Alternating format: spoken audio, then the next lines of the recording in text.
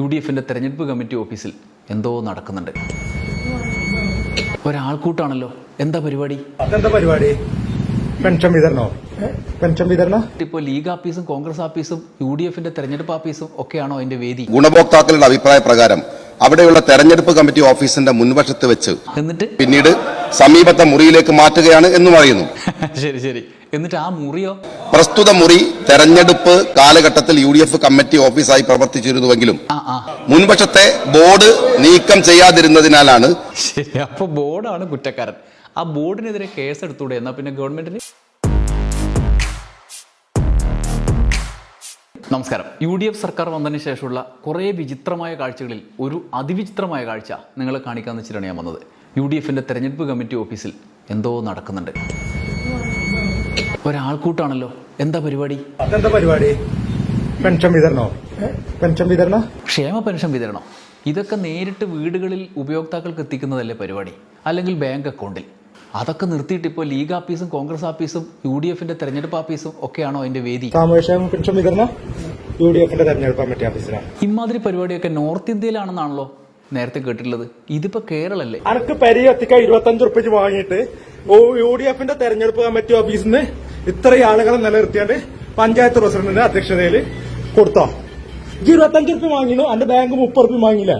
ജയിലൊപ്പിട്ടെടുത്തോ? വേണ്ടെന്ന് വീട്ടിൽ എത്തിക്കാനും സർക്കാർ ജിയോ അല്ലേ? സർക്കാരില്ല G O. I am asking to him, not on you. Okay, സർക്കാർ ജിയോ എന്താ? സർക്കാർ ജിയോ എന്താ? Government order. G O means government order. ഞാൻ നിങ്ങളോട് സംസാരിച്ചിട്ടില്ല. ഞാൻ നിങ്ങളോട് സംസാരിക്കുന്നില്ല. ഞാൻ സംസാരിക്കുന്ന ഇയാളോടാണ്. ഞാൻ ചോദിച്ചതിന്റെ ഉത്തരാ ചോദിച്ചത്.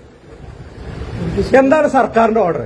ഇത് പൈസ, ഇത് ഓർഡറുകള്, ഇത്രയും ആളുകളെ UDFിന്റെ തെരഞ്ഞെടുപ്പ് കമ്മിറ്റി ഓഫീസിൽ നിലനിർത്തിയിട്ട് സാമൂഹ്യക്ഷേമ പെൻഷൻ വിതരണം ചെയ്യുന്ന പുൽപ്പറ്റ സർവീസ് സഹകരണ ബാങ്കിലെ ആള് അല്ലെ? അവിടുത്തെ സ്റ്റാഫ് അല്ലേ? ബാങ്കിൽ നാളെ ഇങ്ങോട്ട് കൊണ്ടുവന്നിട്ട് പെൻഷൻ വാങ്ങുന്ന പാവപ്പെട്ട മനുഷ്യരെ അങ്ങോട്ട് കൊണ്ടുപോയിട്ടൊക്കെയുള്ള ഒരു പ്രത്യേകതരം പരിപാടിയാണല്ലോ പെൻഷൻ വിതരണം. ഞാൻ പെൻഷൻ കൊടുക്കണ്ടറിഞ്ഞില്ല.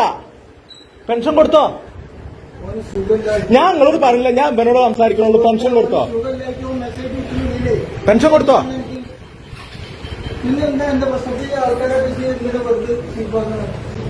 ഇതാണ് അവസ്ഥ. എന്തായാലും ഒറ്റപ്പാൽ MLA പ്രേംകുമാർ നിയമസഭയിൽ തന്നെ പോയിട്ട് ഈ കാര്യം അങ്ങോട്ട് അവതരിപ്പിച്ചു. ഭരണത്തിൽ വന്ന് ദിവസങ്ങൾ കഴിഞ്ഞപ്പോൾ തന്നെ അധികാര ദുർവിനിയോഗം എല്ലാ സീമകളും ലംഘിക്കുന്ന കാഴ്ചയാണ് നമുക്ക് കാണാൻ കഴിയുന്നത്. ക്ഷേമ പെൻഷൻ വിതരണത്തിനുള്ള സർക്കാർ നടപടികൾ മറികടന്ന് സംസ്ഥാനത്ത് പലയിടത്തും ഗുണഭോക്താക്കൾക്ക് നേരിട്ട് വിതരണം ചെയ്യുന്നതിന് പകരം ഭരണകക്ഷിയുടെ രാഷ്ട്രീയ പാർട്ടിയുടെ ഓഫീസിലേക്ക് ഗുണഭോക്താക്കളെ വിളിച്ചു വരുത്തി സുതാര്യമായ ക്ഷേമ പെൻഷൻ വിതരണം അട്ടിമറിക്കുന്ന കാഴ്ചയാണ് നമുക്ക് കാണാൻ കഴിയുന്നത്. നമ്മൾ പുൽപ്പറ്റയിൽ കണ്ടതും അതാണ്. ഇപ്പോ മലപ്പുറം ജില്ലയിലെ പുൽപ്പറ്റ പഞ്ചായത്തിൽ പുൽപ്പറ്റ സർവീസ് സഹകരണ ബാങ്കിലെ ജീവനക്കാരും പഞ്ചായത്ത് പ്രസിഡന്റ് ഉൾപ്പെടെയുള്ള ഭരണസമിതിയുടെ നേതൃത്വവും ചേർന്ന് നിയമവിരുദ്ധമായി 2026 ജൂൺ 2 രാത്രി 8:30 വരെ പ്രായമായവരും അവശരായവരും ഉൾപ്പെടെയുള്ളവരെ ആഫീസിലേക്ക് വിളിച്ചു വരുത്തി, വയോജനങ്ങൾ ഉൾപ്പെടെയുള്ളവരെ വിളിച്ചു വരുത്തി ക്ഷേമ പെൻഷൻ വിതരണം ചെയ്യുന്ന കാഴ്ചയാണ് നമുക്ക് കാണാൻ കഴിയുന്നത്.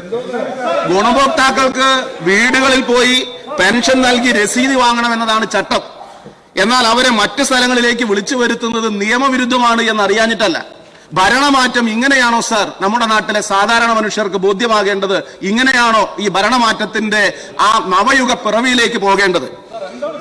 വാർദ്ധക്യ സഹജമായ അവശതകളാൽ യാത്ര ചെയ്യാൻ കഴിയാത്തവർക്ക്, കിടപ്പ് രോഗികൾക്ക് ആശ്വാസം എന്ന നിലയിലാണ് അവർക്ക് പെൻഷൻ വാതിൽപ്പടി വിതരണം ചെയ്യുന്നതിന് വേണ്ടിയിട്ടുള്ള തീരുമാനം സർക്കാർ നടപ്പിലാക്കിയത്.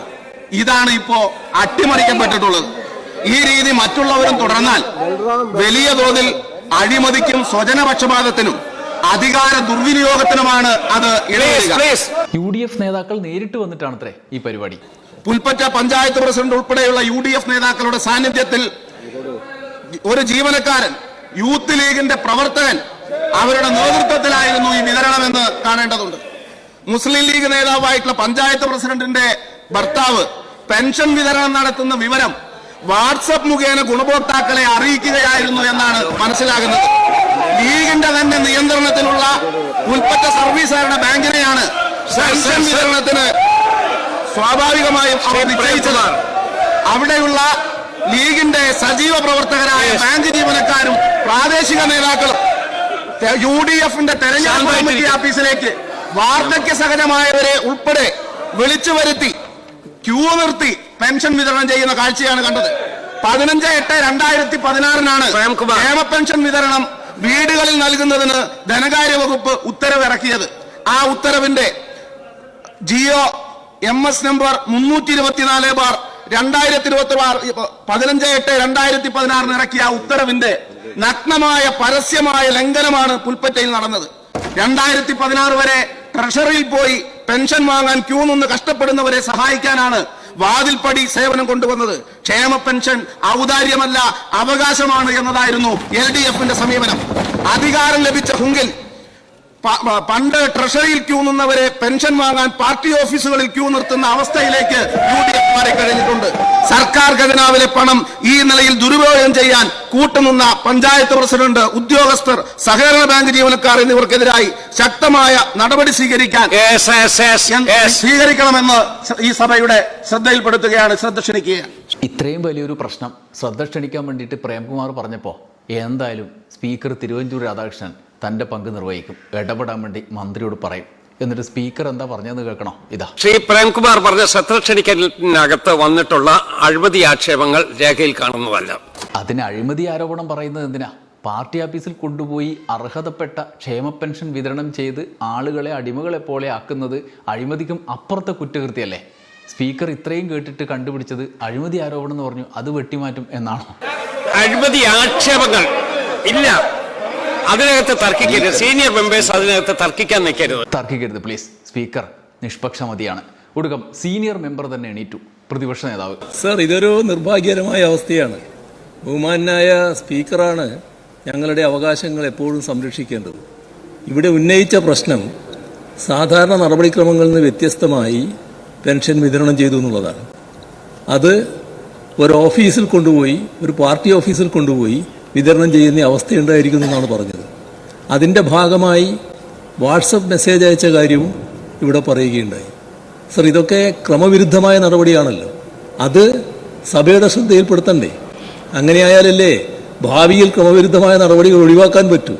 അതിന് സംരക്ഷണം നൽകിയല്ലേ അങ്ങ് വേണ്ടത് എന്നതാണ് എനിക്ക് അങ്ങയെ ഓർമ്മിപ്പിക്കാനുള്ളത്. അങ്ങനെ ആ പെൻഷൻ വിതരണത്തെക്കുറിച്ച് മന്ത്രി വിശദീകരിച്ചു. തദ്ദേശ മന്ത്രി KM ഷാജി. പുൽപ്പറ്റ ഗ്രാമപഞ്ചായത്തിലെ പഴയ വാർഡുകളായ 9-ാം വാർഡ്, അതുപോലെ തന്നെ 10-ാം വാർഡ്, ഷാപ്പിംഗ് 1 എന്നിവിടങ്ങളിലെ ക്ഷേമ പെൻഷൻ വിതരണം UDF തെരഞ്ഞെടുപ്പ് കമ്മിറ്റി ഓഫീസിൽ വെച്ച് നടത്തിയതായി പഞ്ചായത്ത് ഓഫീസിൽ ഗുണഭോക്താക്കളോ പൊതുജനങ്ങളോ പരാതി സമർപ്പിച്ചിട്ടില്ല. അത് ശരി, വീഡിയോ ഉണ്ട്, പരാതിയില്ല. അപ്പോൾ അങ്ങനെ ഒരു സംഭവം ഇല്ല എന്നാണോ മന്ത്രി പറയുന്നത്? പെൻഷൻ വിതരണ ചുമതലയുള്ള ജീവനക്കാരന് പനി ബാധിച്ചതിനാൽ വീടുകളിൽ കയറി പെൻഷൻ വിതരണം നടത്തുന്നതിന് ബുദ്ധിമുട്ടുണ്ടായിരുന്നുവെന്നും അറിയാൻ സാധിച്ചു. എന്നിട്ട് ഇതിനെ തുടർന്ന് ഗുണഭോക്താക്കളുടെ അഭിപ്രായ പ്രകാരം അവിടെയുള്ള തെരഞ്ഞെടുപ്പ് കമ്മിറ്റി ഓഫീസിന്റെ മുൻവശത്ത് വെച്ച് പെൻഷൻ വിതരണം ആരംഭിക്കുകയും പ്രതികൂല കാലാവസ്ഥയെ തുടർന്ന് ഗുണഭോക്താക്കളുടെ ആവശ്യാർത്ഥം പിന്നീട് സമീപത്തെ മുറിയിലേക്ക് മാറ്റുകയാണ് എന്നും അറിയുന്നു. ശരി ശരി, എന്നിട്ട് ആ മുറിയോ? പ്രസ്തുത മുറി തെരഞ്ഞെടുപ്പ് കാലഘട്ടത്തിൽ UDF കമ്മിറ്റി ഓഫീസായി പ്രവർത്തിച്ചിരുന്നുവെങ്കിലും തെരഞ്ഞെടുപ്പിന് ശേഷം അത്തരത്തിൽ പ്രവർത്തിച്ചിരുന്നില്ല എന്നും അറിയുന്നു. അയ്യോടെ പാവം കേട്ട പാർട്ടിക്കാര്. അവിടെ ഒരു ബോർഡ് ഉണ്ടായതാണ്, അതിന് അവരെന്ത് പഴിച്ചു? അവരുടെ കുറ്റ, ബോർഡിന്റെ കുറ്റല്ലേ? മുൻവശത്തെ ബോർഡ് നീക്കം ചെയ്യാതിരുന്നതിനാലാണ് ഇത്തരമൊരു ആരോപണം ഉയർന്നതെന്ന് പഞ്ചായത്ത് പ്രസിഡന്റിൽ നിന്നും അറിയാൻ സാധിച്ചു. ശരി, അപ്പൊ ബോർഡാണ് കുറ്റക്കാരൻ. ആ ബോർഡിനെതിരെ കേസെടുത്തൂടെ? എന്നാ പിന്നെ ഗവൺമെന്റിന് ഇപ്രകാരം പെൻഷൻ വിതരണം ചെയ്തത് ശരിയായില്ല എന്ന് ബോധ്യപ്പെട്ടതിനെ തുടർന്ന് പെൻഷൻ വിതരണം നടത്തിയ പ്രസ്തുത ജീവനക്കാരനെ പെൻഷൻ വിതരണ ചുമതലകളിൽ നിന്ന് നീക്കം ചെയ്തതായും ചുമതല മറ്റു ജീവനക്കാർക്ക് വീതിച്ച് നൽകിയതായും സഹകരണ സംഘം അസിസ്റ്റന്റ് രജിസ്ട്രാർ റിപ്പോർട്ട് ചെയ്തിട്ടുണ്ട്. അത് വേണ്ടേനുട്ടാ. ആ പാവത്തിന് എന്തിനാണ് നീക്കം ചെയ്തത്? ബോർഡല്ലേ കുറ്റം ചെയ്തത്. ബോർഡ് നീങ്ങപ്പെടാത്തത് കൊണ്ടല്ലേ ഈ പ്രശ്നങ്ങളെല്ലാം ഉണ്ടായത്. ഉടനെ UDF തെരഞ്ഞെടുപ്പ് ബോർഡിനെതിരെ ഒരു പ്രമേയം തന്നെ പാസാക്കി രാഷ്ട്രപതിക്ക് അയച്ചു കൊടുക്കാനുള്ള നടപടി VD സതീശൻ സർക്കാർ കൈക്കൊള്ളും എന്ന പ്രതീക്ഷയോടെ വിടാം. നന്ദി, നമസ്കാരം.